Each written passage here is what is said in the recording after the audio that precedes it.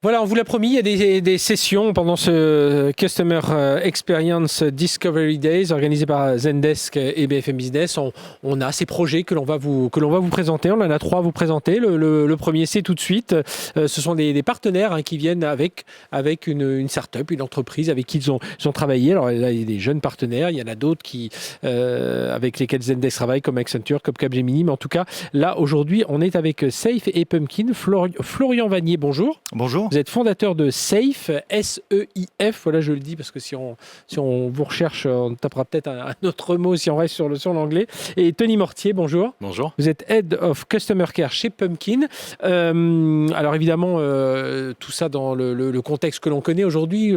On en a beaucoup parlé. Si vous regardez l'événement en replay, eh bien, vous voyez qu'il y a beaucoup de cette forte croissance, cette accélération au niveau de l'expérience client. Et puis, les clients on veut plus de réactivité, on est encore plus exigeant, et donc il faut tous ces types de projets. Alors, je vais vous demander, dans un premier temps, de dire ce que fait Safe, ce que fait Pumpkin, et puis comment vous avez travaillé ensemble. Je vais démarrer avec vous, Florian Vanier. Donc, Safe, vous accompagnez justement les entreprises dans les projets expérience client. Exactement. Nous, notre rôle, c'est d'accompagner les entreprises dans leur stratégie de relation client.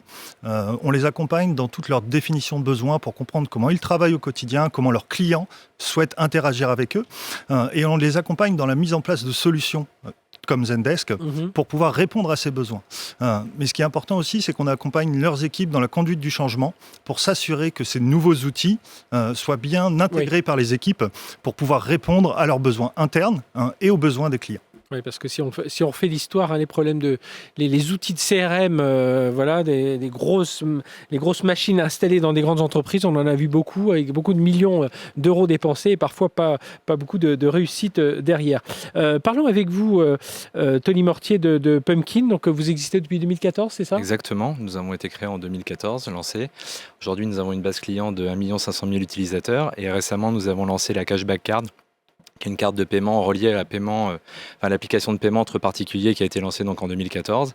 Et l'idée, c'est de redonner de l'argent après avoir payé avec la carte Pumpkin. Le cashback, là. Exactement. Alors, qui est plus courant aux États-Unis. Nous, on a encore du mal avec le terme, mais en tout cas, c'est... Exactement. Nous avons à peu près 300 partenaires et 3000 points de vente aujourd'hui. Le cashback est instantané et la promesse, c'est de rendre 150 € à chaque utilisateur par an, donc pour les utilisateurs Pumpkin. Alors vous, qu'est-ce que vous cherchiez donc, au départ Pumpkin et qui a fait que vous êtes adressé à Safe ? Alors nous avions donc cette phase de croissance annoncée avec ce nouveau projet et il y avait encore beaucoup de choses qui étaient artisanales chez nous, notamment sur la partie reporting et sur la partie analyse des KPI et aussi des tickets clients, d'en savoir plus et mieux les analyser et du coup mieux y répondre.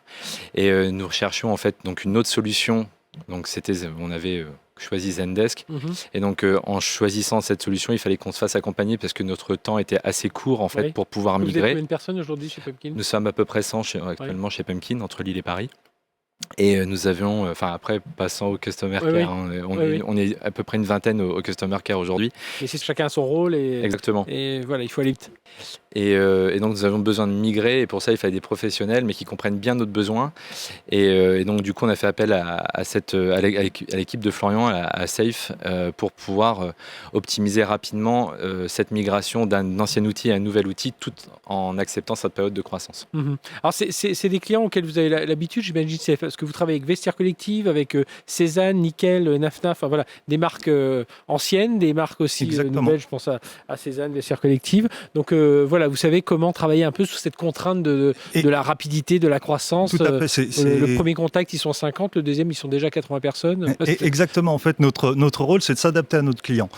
Nos clients travaillent sur tous les domaines d'activité. Dans le cadre de l'accompagnement avec Pumpkin, ils avaient un besoin de transition rapide pour accompagner leur croissance, tout en mettant en place de nouveaux canaux et des outils de pilotage.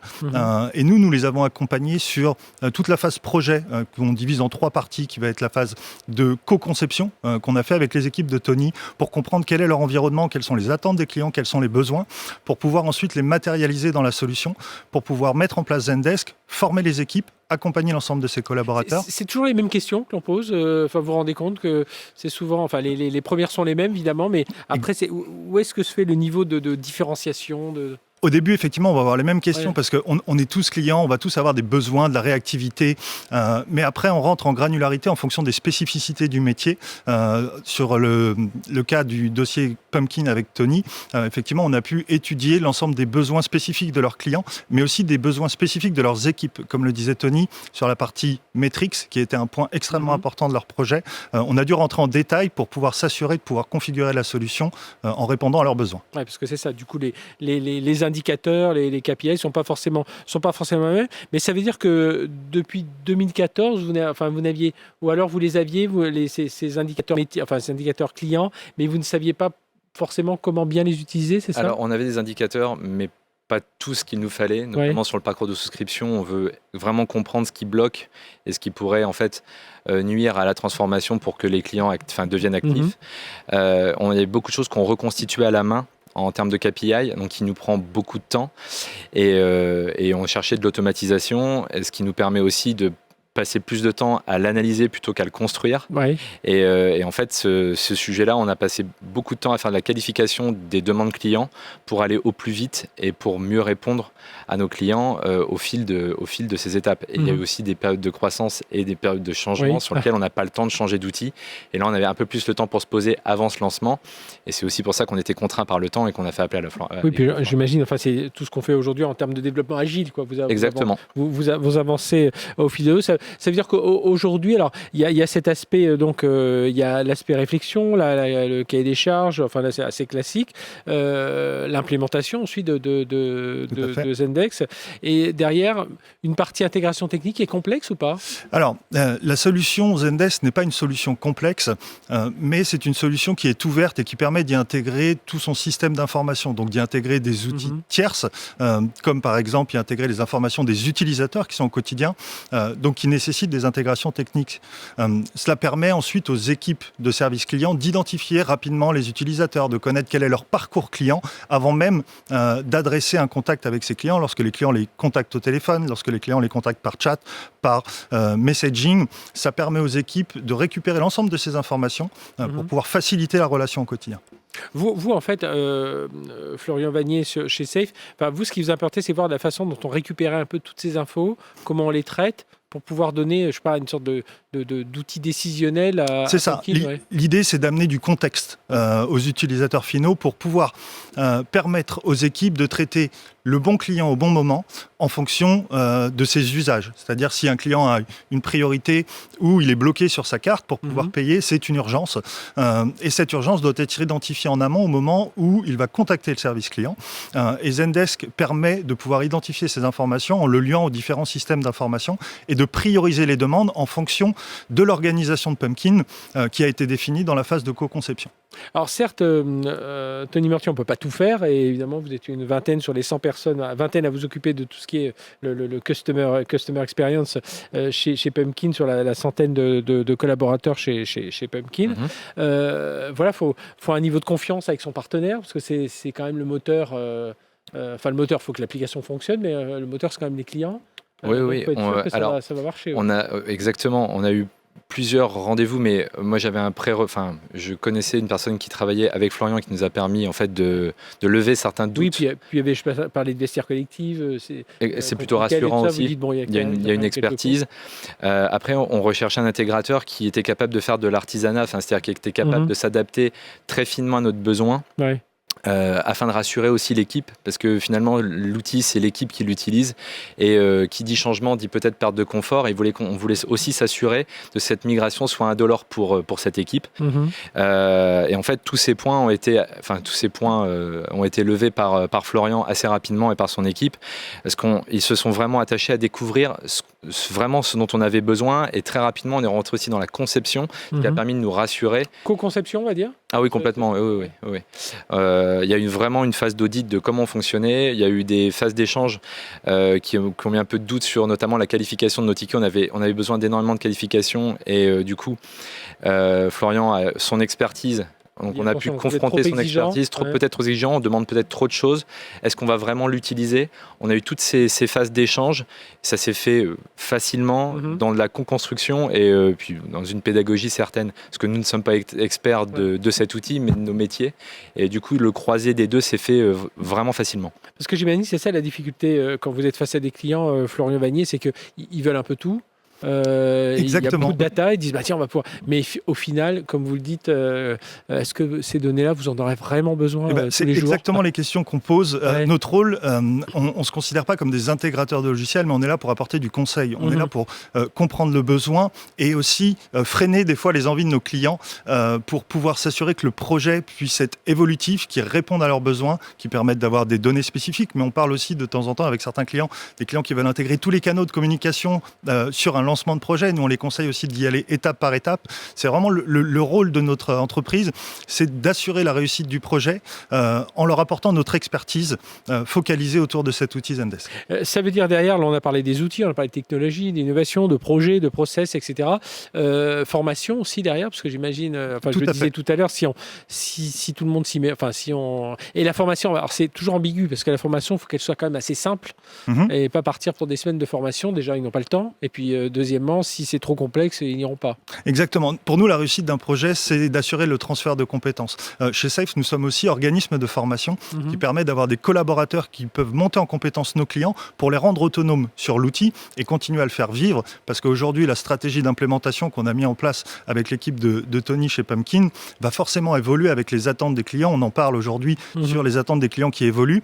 Et aujourd'hui, les équipes de Tony sont autonomes pour faire évoluer la solution au fur et à mesure. Et ça, c'est très important pour nous de pouvoir accompagner l'ensemble des équipes, aussi bien sur l'administration, le paramétrage de l'outil, que les utilisateurs finaux pour accompagner le changement au quotidien.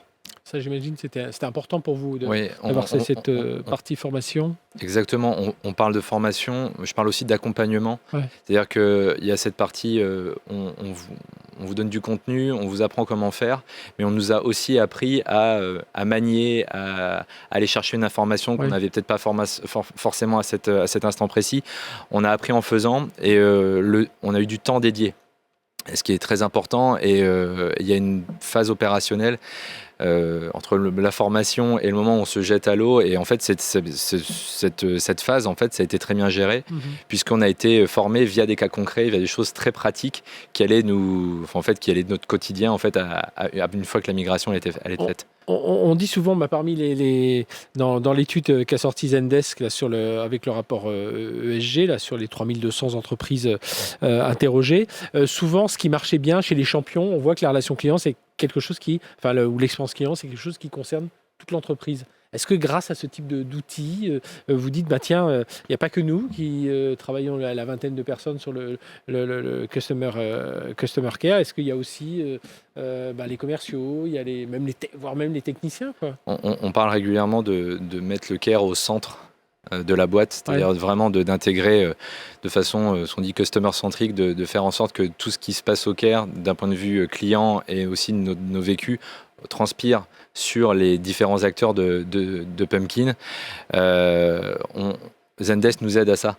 C'est-à-dire qu'on va avoir l'opportunité d'automatiser des reports, d'automatiser des retours clients, de mieux suivre tous ces retours et de les transmettre aux différentes équipes, que ça soit au niveau de la tech qui vont nous permettre de prioriser nos différents besoins qui sont quand même les premiers besoins, besoins de retour de nos clients.